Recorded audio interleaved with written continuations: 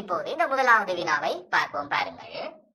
ஒரு வீட்டின் மாதாந்த தொலைபேசி பயன்பாட்டிற்கான கட்டணம் ரூபாய் 1500 ஆகும். பெறுமதி சேர்க்கப்பட்ட வரியாக அதனுடன் மேலும் ரூபாய் 180 கூட்டப்படுகிறது. இதற்கேற்ப அறவிடப்படும் பெறுமதி சேர்க்கப்பட்ட வரியின் சதவீதத்தை காண்க. மிக இலகுவானது. பாருங்கள்.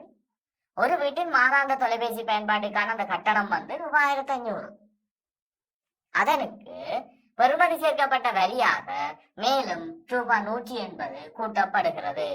அந்த தொலைபேசி கட்டணத்துடன் மேலதிகமாக ரூபாய் 180 அறவிடப்படுகின்றது. இதற்கேற்ப அறவிடப்படும் பெறுமதி சேர்க்கப்பட்ட வரியின் சதவீதத்தை காண வேண்டும். அதை பாருங்கள். எங்களுக்கு அந்த தொலைபேசி பயன்பாட்டுக்கான அந்த கட்டணம் 1500 என்று தெரியும். அதற்குரிய அந்த வரி, அதாவது அந்த பெறுமதி சேர்க்கப்பட்ட வரிதான் 180.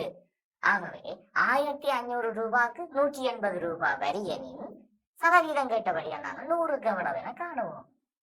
பாருங்கள். 1500க்கு 180 ரூபாய் வரி. ஆகவே சதவீதத்தை காண வேண்டும் எனில் தர 100 வீதம். இப்ப சுருக்கலாம். பாருங்கள். 2 பூஜ்ஜியங்களை நீக்க முடியும் நாங்கள். அடுத்து பாருங்கள். 3 சுருக்கலாம்.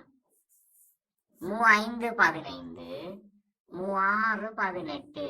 அப்ப 60ஐ 5 வகுத்தால் 12. அப்ப 12 சதவீதம்.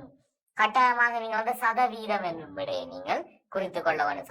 சதவீதத்துக்குரிய அந்த குறியீடு பாருங்கள். அந்த 1500 ரூபாய் அந்த தொலைபேசி கட்டணத்துக்கான அந்த வேட் 180 ரூபாய். அது 1500க்கு 180. 100க்கு அவ்வளவு. மிக இலகுவான ஒரு வினா.